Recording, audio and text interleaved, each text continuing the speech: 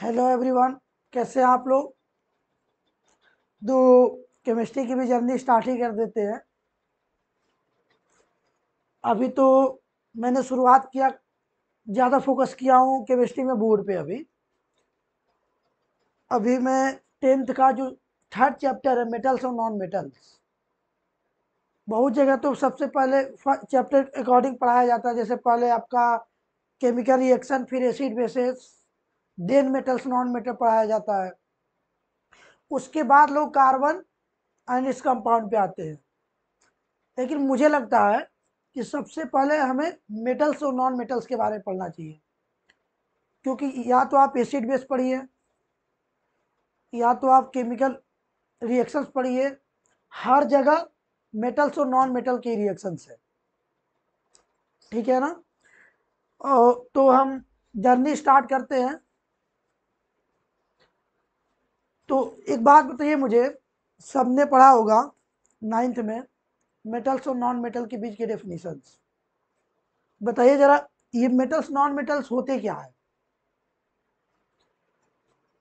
क्यों ये इंट्रोड्यूस हुए सब्सटेंस के लिए। थोड़ा सा पहले ब्रीफिंग उसका करेंगे, उसके बाद हम अपना सिलेबस स्टार्ट कर देंगे। चलिए, तो आप सब बताइए मुझे जरा,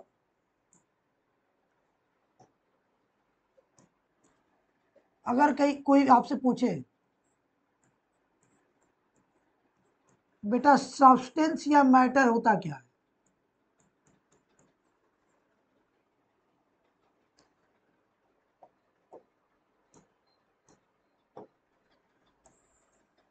सब्सटेंस या मैटर होता क्या है, तो आपने पढ़ा है, क्या पढ़ा है बेटा, anything which has some mass and occupies some space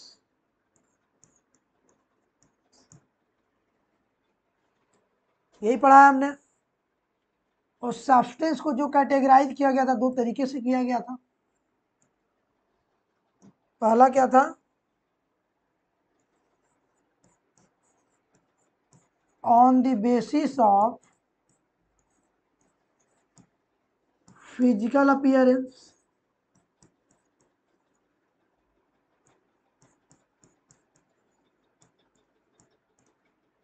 और दूसरा क्या किया बेटा, on the basis of chemical composition.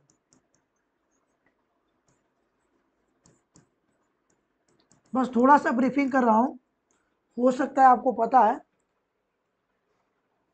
On the basis of physical appearance के बेस पे क्या किया गया बेटा, बोला गया सॉलिड, जिसको हम स्मॉल एस से डिनोट करते हैं किसी रिएक्शंस में। जैसे कोई रिएक्शन हुई तो पता है ना, शॉर्ट में क्या लिख देते हैं, एस। सेकेंड होता है बेटा लिक्विड, एल। थर्ड होता है बेटा गैस,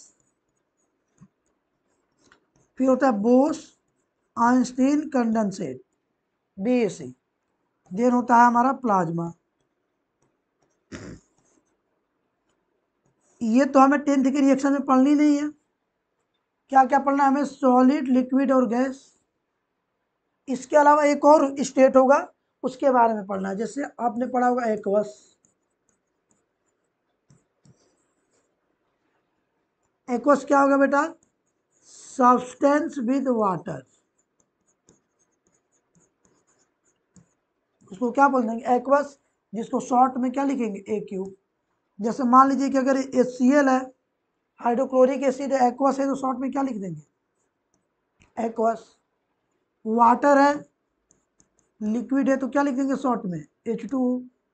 हमें पता है कि सोडियम मेटल है, जो कि क्या होता है, सॉलिड होता है, तो स्मॉल में क्या लिख देंगे, S। अगर ऑक्सीजन गैस है तो क्या लिख देंगे जी, इस तरीके से रिप्रेजेंट करेंगे हम। ऐसे ही रिप्रेजेंट किया जाता है बेटा। On the basis of, on the basis of chemical composition, दो तरीके से डिवाइड किया गया बेटा। एक को क्या बोला गया, प्योर सब्सटेंस, एक को क्या बोला गया, प्योर सब्सटेंस, प्योर सब्सटेंस, और दूसरे को बोला गया मिक्सचर, दूसरे को क्या बोला गया, मिक्सचर।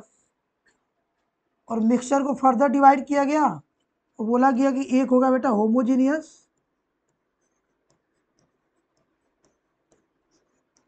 और दूसरा क्या होगा बेटा, हेट्रोजीनियस।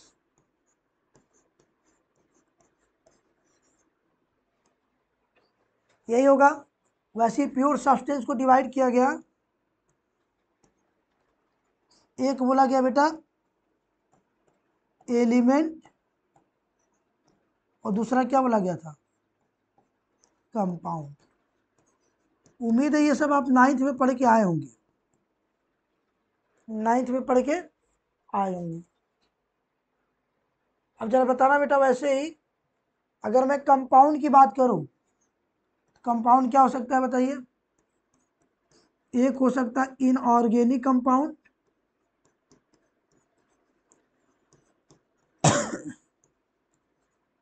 और एक होगा आपका ऑर्गेनिक कंपाउंड।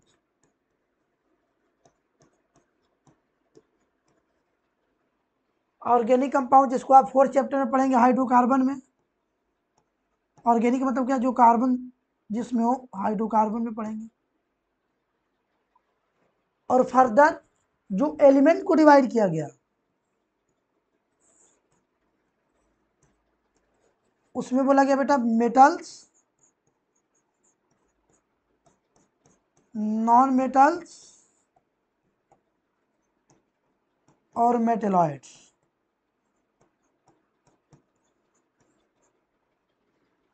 यही बोला गया।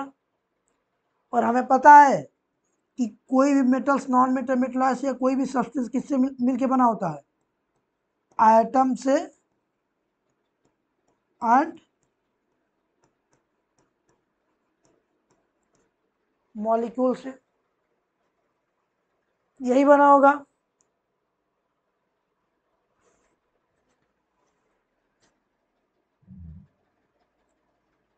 और बेटा बताओ,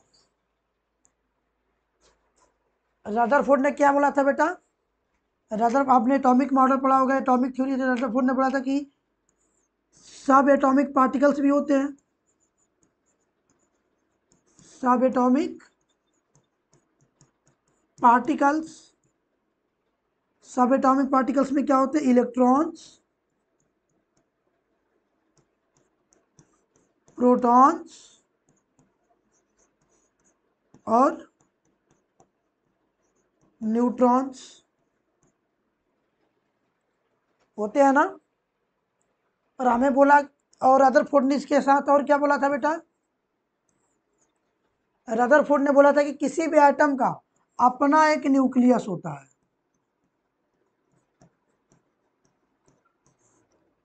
किसी भी एटम का अपना क्या है, न्यूक्लियस होता है, जिसको क्या बोला गया था, central part of atom, central part of atom. तो हमने अभी तक क्या समझा बेटा, एक बार मैं ब्रीफिंग कर देता हूं। मैंने बोला कि सब्सटेंस होगा, सब्सटेंस या मैटर किसको बोलेंगे हम, anything, anything having some mass and occupy some space. Substance को हिंदी में क्या बोलते हैं पता, आपको पता भी होगा, पदार्थ। अगर हिंदी मीडियम वाले बच्चे देख रहे होंगे तो उनके लिए थोड़ा सा हेल्प कर देता हूँ, या द्रव्य, पता है ना। इसको दो तरीके से कैटेगराइज किया गया। पहला तरीका ये था कि वो देखने में है कैसा, स्टेट कैसा है, सॉलिड में है, लिक्विड में है, गैस में है, ठीक, तो उसको बोला गया फिजिकल अपीयरेंस। दूसरा बोला गया बेटा केमिकल कंपोजिशन के बेस पे। दो तरीके से डिवाइड किया गया, एक था प्योर सब्सटेंस, दूसरा था मिक्सचर। सर ये दोनों होते क्या है, ये मान के चल रहा हूँ कि आप 9th में पढ़ेंगे, थोड़ा सा फिर भी ब्रीफिंग कर देता हूँ। जैसे मान लीजिए कि आप यहाँ पानी पी रहे हैं इंडिया में, या अमेरिका में पानी पी रहे हैं। मैंने किसकी बात की बेटा, वाटर की, जिसका फॉर्मूला क्या होता है, H2O।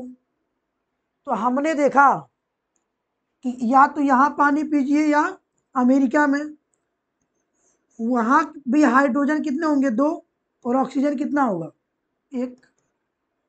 केमिकल फार्मूला तो यही होता है।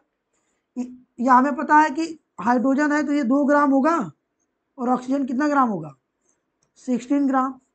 और हाइड्रोजन और ऑक्सीजन के जब मास का रेशियो निकाला तो क्या है बेटा, 1:8।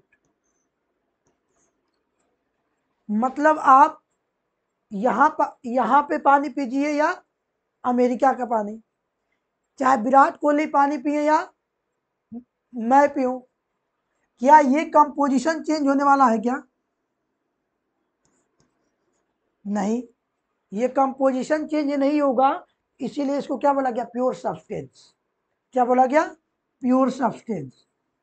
तो प्योर सब्सटेंस क्या होगा बेटा, अगर किसी सब्सटेंस की chemical composition through out change नहीं हो रही है तो उसको क्या बोलेंगे बेटा, उसको बोलेंगे हम केमिकल, उसको क्या बोलेंगे, सॉरी, प्योर सब्सटेंस।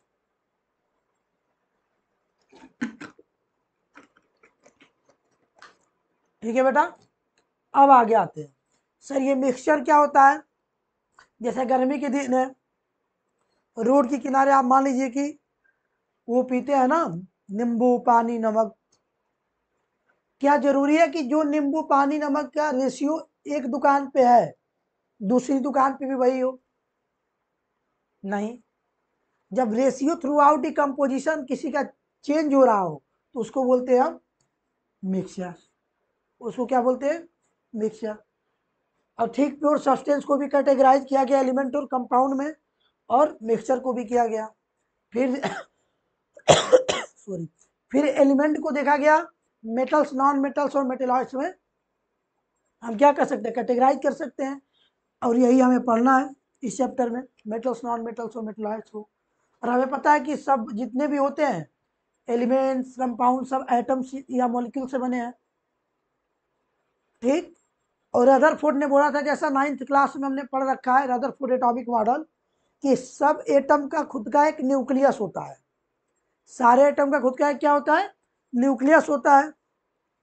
और उस न्यूक्लियस को सेंट्रल पार्ट इसलिए बोला गया क्योंकि बेटा हमें पता है कि न्यूक्लियस क्यों क्यों सेंट्रल पार्ट बोला गया,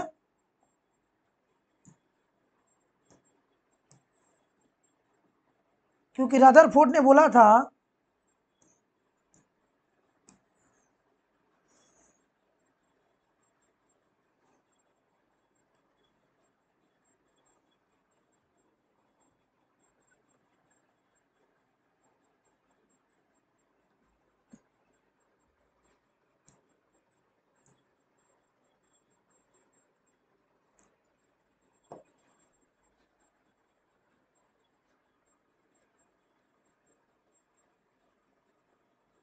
हाँ चलिए,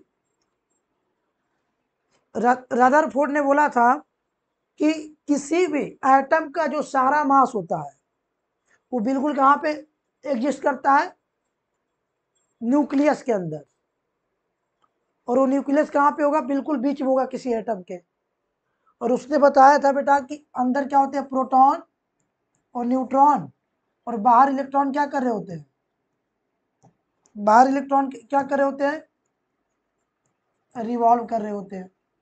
बिल्कुल वैसे जैसे अपने सोलर सिस्टम में सन के चारों ओर प्लैनेट्स क्या कर रहे हैं, रिवॉल्व कर रहे हैं, ठीक है ना।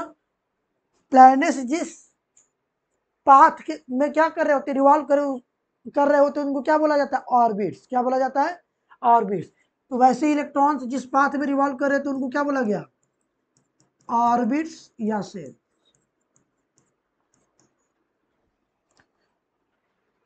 ठीक, जैसे मान लीजिए कि मैं सोडियम की बात करूं तो सोडियम में टोटल कितने इलेक्ट्रॉन होते हैं, 11। फर्स्ट सेल में कितने होते हैं, 2, सेकेंड में 8 और थर्ड में 1। ये सब 9th में पढ़ के आ रहे होंगे। अगर मैं मनाऊं तो मान लीजिए कि सोडियम की बात करूं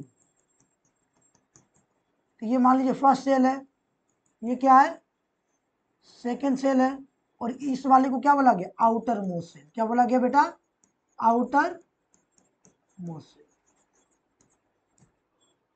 तो हमें ये पता चला कि जो आउटर मोस्ट सेल के इलेक्ट्रॉन्स है उनको हम बोलते हैं, या इस आउटर मोस्ट सेल को और क्या बोला जाता है बेटा, आउटर मोस्ट सेल को बोला जाता है बच्चे वायलेंस सेल।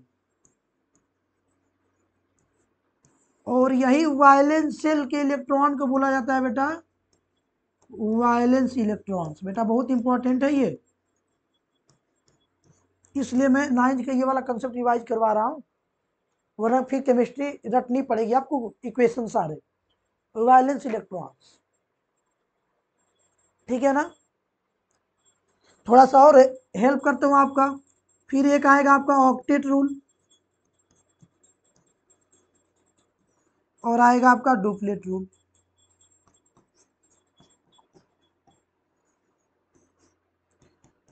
डुप्लेट रूल क्या कहेगा बेटा, फर्स्ट सेल में 2 इलेक्ट्रॉन होने चाहिए मैक्सिमम। और ऑक्टेट रूल क्या कहेगा बेटा, स्टेबल होने के लिए 8 इलेक्ट्रॉन होना चाहिए रिमेनिंग सेल में, एक्सेप्ट फर्स्ट सेल।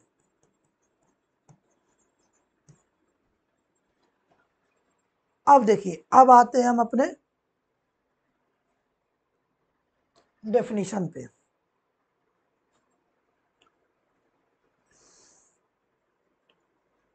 अब किस पे आते हैं बेटा, डेफिनेशन पे। मेटल होता क्या है, पहले तो ये दोनों बेटा हमें पता है कि पहले तो ये दोनों क्या एलिमेंट है, अभी समझाया मैंने, क्या है बेटा, एलिमेंट है। और बोला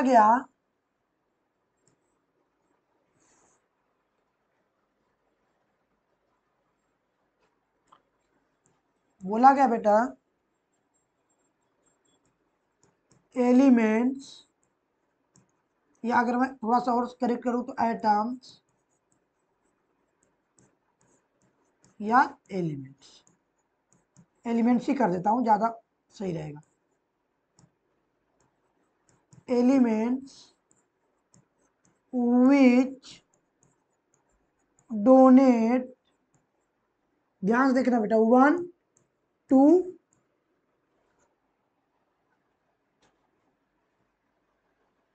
1 2 or maximum 3 electrons from its outermost cell। outermost cell मतलब बेटा अभी समझाया था मैं, outermost cell मतलब valence cell, to complete its octet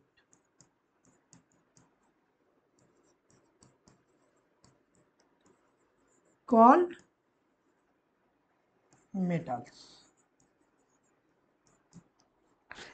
इसका मतलब क्या बेटा, ऐसे एलिमेंट्स जो 1 2 या मैक्सिमम कितने इलेक्ट्रॉन बेटा, मैक्सिमम कितने इलेक्ट्रॉन, 3 इलेक्ट्रॉन क्या करें,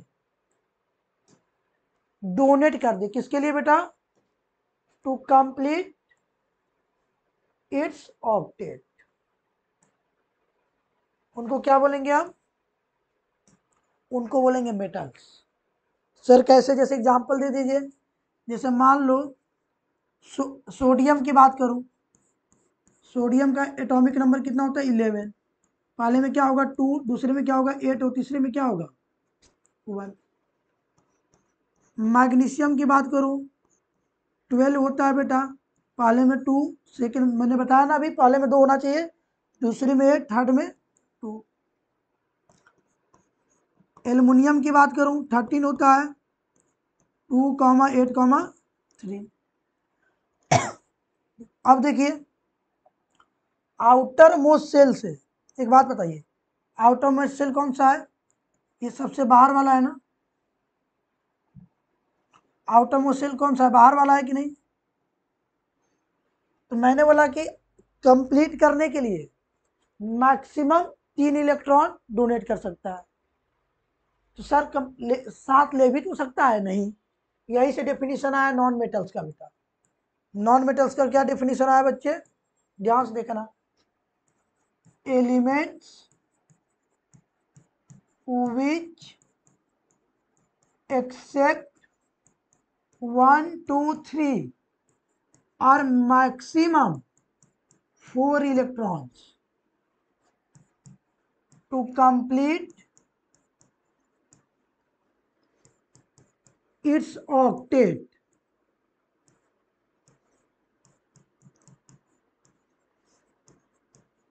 is called non-metals.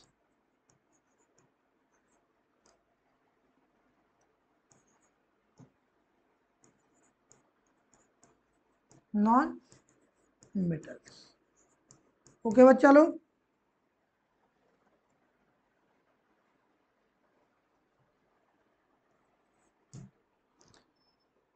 यानी कि एक बात तो समझ में आ गई बेटा कि या तो मैक्सिमम 3 इलेक्ट्रॉन डोनेट कर सकते हैं या मैक्सिमम 4 इलेक्ट्रॉन एक्सेप्ट कर सकते हैं। इस वजह से ये अब ऑक्टेट कंप्लीट करने के लिए, ध्यान से देखना बच्चा लोग, ऑक्टेट कंप्लीट करने के लिए 7 ले नहीं पाएगा। फिर क्या करेगा सर, ये एक किसी को डोनेट कर देगा जिसको जरूरत होगी। ये आपका 6 नहीं ले पाएगा, लेकिन 2 क्या कर देगा बेटा, डोनेट कर देगा जिसकी जरूरत होगी। वैसे ये 5 ले नहीं पाएगा, लेकिन 3 क्या कर देगा, डोनेट कर देगा। तो यहीं से आया कंसेप्ट वायलेंसी का। किसका आया, वायलेंसी। तो वायलेंसी क्या होता है बेटा, नंबर ऑफ डोनेटिंग या accepting electrons from its valence shell. Valence मतलब outermost shell, valence shell, outermost shell is called valency. तो बताओ बेटा, इससे क्या समझ में आया हमें? इससे तो सर ये समझ में आया कि ये जितना डोनेट कर रहा है वो क्या हो जाएगी, उसकी वैलेंसी हो जाएगी। यानी कि हमें यहाँ से क्या पता चला, हमें यहाँ से ये पता चला बच्चा लोग कि सोडियम एक डोनेट कर रहा है, तो इस पर इसीलिए क्या आ गया 1+। डोनेट जो करेगा, जो दानी होगा, अमीर होगा, तो उस पर क्या लगा देंगे, प्लस लगा देंगे। मैग्नीशियम पे वैसे क्या हो जाएगा 2+, कैल्शियम पे क्या आ जाएगा बेटा 2+, वैसे ही एल्युमिनियम पे कितना आ जाएगा बेटा 3+। वैसे ही मान लो क्लोरीन का कितना होता है बेटा 17। क्या लिखा मैंने 2,8,7। 7 डोनेट तो नहीं कर सकता, लेकिन बच्चा लोग 1 एक्सेप्ट कर सकता है कि नहीं। अब ये कर्जदार हो गया ना, तो इसीलिए हो जाता है 1-। समझ में आए कि नहीं। इसी वजह से जनरली जो पॉजिटिव वाले होते हैं इनको बोल दिया जाता है electro positive atoms, electro positive. और नेगेटिव वाले को क्या बोल देते हैं, इलेक्ट्रो नेगेटिव एटम्स।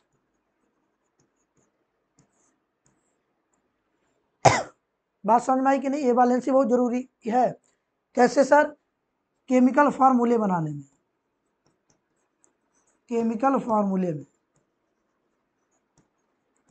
जैसे मान लो कोई बोल दे बेटा मुझे बताओ कि सोडियम सल्फेट क्या होगा, आपने पढ़ा होगा। मान लेते 2 एटम है, एक इलेक्ट्रो पॉजिटिव एटम है, क्या बेटा, एक मान लो बेटा इलेक्ट्रो पॉजिटिव एटम है, वो क्या है, ए है जिसपे X+ आ गया, और एक है इलेक्ट्रोनिगेटिव एटम जिसपे क्या आ गया Y- आ गया। जब भी बेटा केमिकल फॉर्मूला बन रहा होगा, आपको पता होगा केमिकल फॉर्मूला बनता है तो क्या आएगा बेटा, Y A के पास आ जाएगा और X B के पास आ जाएगा, तो क्या हो जाएगा बेटा AY BX। पढ़े होगे 9th क्लास में। तो वैसे ही बच्चा लोग, अगर मैं कहूँ सोडियम सल्फेट बनाओ, क्या कहोगे बेटा, आप कहोगे सर सोडियम अभी आपने बताया Na+1 और सल्फेट का मैं अभी बताऊंगा, ये होता है SO4 पे टोटल क्या होता है 2-। वैसे ही कोई कहेगा सर सोडियम क्लोराइड बता देना, सोडियम क्लोराइड। तो बेटा सोडियम पे अभी हमने क्या समझा 1+, क्लोरीन पे क्या आया 1-। और ये 1 इसके नीचे और ये 1 क्लोरीन के नीचे, क्या आ गया बेटा Na1Cl1। तो फार्मूला क्या बना था हमारा NaCl, यही तो बना है ना, जिसको कॉमन सॉल्ट बोलते हैं। वैसे ही बताओ ये 2 किसके नीचे आएगा सोडियम के नीचे, और ये 1 किसके नीचे जाएगा सल्फेट के नीचे, क्या आ जाएगा बेटा Na2SO4। इस वजह से हमें क्या होता है वैलेंसी जानना इंपॉर्टेंट होता है, तभी हम क्या कर पाएंगे रिएक्शन डायरेक्ट कर पाएंगे, वरना रटना पड़ेगा। जैसे कोई कहेगा सोडियम ऑक्साइड, तो Na पे 1+, ऑक्साइड मतलब ऑक्सीजन, ऑक्सीजन कितना होता है बेटा 8, क्या लिखोगे आप 2,6। अब ये बताओ क्या डुप्लेट कंप्लीट करने के लिए 6 दे पाएगा, नहीं, मैक्सिमम कितना दे सकता है 3, लेकिन बताओ बच्चे 2 ले पाएगा कि नहीं, इजीली ले सकता है। इसीलिए ऑक्सीजन पे कितना आ गया वैलेंसी 2-। तो बना लो तो 2 सोडियम के पास और 1 ऑक्सीजन के पास, तो क्या आ गया Na2O1, 1 लिखना तो जरूरी नहीं होता, Na2O, ये हो गया सोडियम ऑक्साइड। एल्युमिनियम ऑक्साइड अभी मैंने समझाया, एल्युमिनियम पर 3+ होता है, ऑक्साइड पे 2- होता है, क्या बन गया बेटा A2O3। समझ में आया कि नहीं, अब ध्यान से देखना। यानी कि नॉन मेटल में क्या लिख दिया मैंने chlorine, sulphur, oxygen, fluorine, iodine, hydrogen,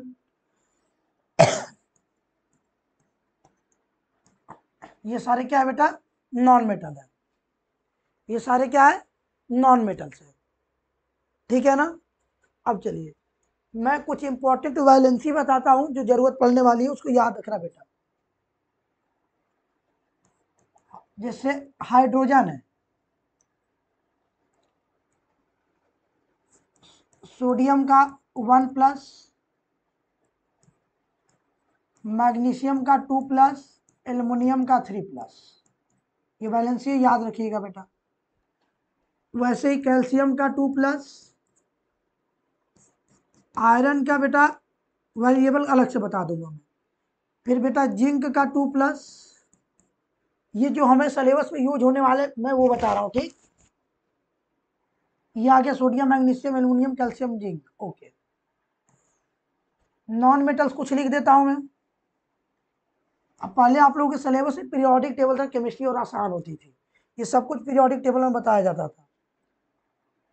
अब देखना बेटा, जैसे मैं बोलूँ फ्लोरीन 1-, क्लोरीन 1-, ब्रोमीन 1-, आयोडीन 1-,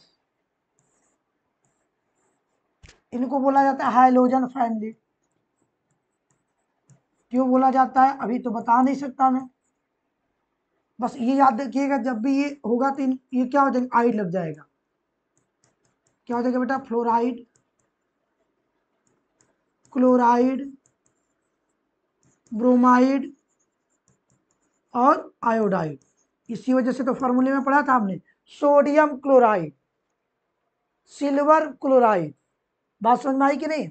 वैसे ही बेटा 2 वाला बता देता हूँ, ऑक्सीजन पे 2-, सल्फर पे 2-, इनको याद रखने हैं, ठीक है ना। ये हो गया ऑक्साइड, और ये क्या हो जाएगा बेटा सल्फाइड, प्लीज बेटा याद रखना। हाइड्रोजन जब भी प्लस होगा तो सिर्फ हाइड्रोजन होगा, जैसे सोडियम प्लस था तो सिर्फ सोडियम, कैल्शियम बोल सकते हो ना। जब निगेटिव आयन होगा तब आइड लगाओगे, ठीक है ना। प्लस किसके साथ दिखाएगा ये नॉन मेटल्स के साथ, और H-1 होगा तो ये होगा हाइड्राइड, क्या होगा बेटा हाइड्राइड, ये किसके साथ दिखाएगा मेटल्स के साथ। जैसे कोई कहेगा बेटा सोडियम हाइड्राइड बता दीजिए या मैग्नीशियम हाइड्राइड बता दीजिए,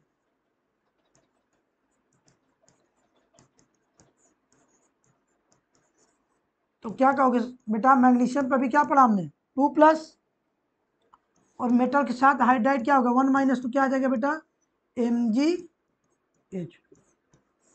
ये 2 यहाँ चला जाएगा ना, और ये 1 क्या आ जाएगा बच्चे, यहाँ आ जाएगा।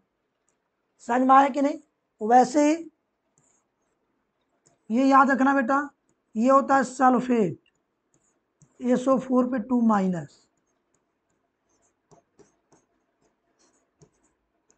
और एक ऑक्सीजन कम कर दोगे तो ये हो जाता है सल्फाइड।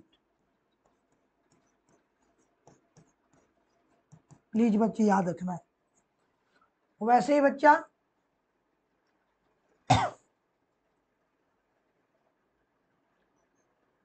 वैसे ही बेटा अगर आगे हाइड्रोजन लगा दोगे, तो मैंने बताया हाइड्रोजन नॉन मेटल के साथ क्या दिखाएगा +1, तो ये सल्फर ऑक्सीजन सारे क्या है नॉन मेटल है। पहले 2- था, एक हाइड्रोजन प्लस के साथ आ गया तो क्या बन गया 1-, HSO3 पे। अब बेटा समझ में आया ना, हाइड्रोजन नॉन मेटल के साथ क्या दिखाता था +1, ये सारे क्या है नॉन मेटल से 2- है तो +1 आएगा, तो टोटल चार्ज कितना हो जाएगा -2 +1 -1 हो जाएगा कि नहीं। इसी को बोला गया बाई सल्फेट, और इसको बोला गया बाई सल्फाइड। अच्छा, बाई सल्फेट को बेटा और बोल सकते हैं हम, इसका दूसरा नाम और भी है हाइड्रोजन सल्फेट, और इसका नाम है बच्चा हाइड्रोजन सल्फाइड। वैसे बच्चा ये होगा CO3 पे 2-, इसको बोलेंगे कार्बोनेट। लिखते चलना मेरे साथ, क्या होगा बच्चा कार्बोनेट, और एक हाइड्रोजन लगा दोगे तो HCO3 पे क्या आ जाएगा 1-, इसको क्या बोल सकते हैं सिंपल वैसा ही हाइड्रोजन कार्बोनेट या बाई कार्बोनेट।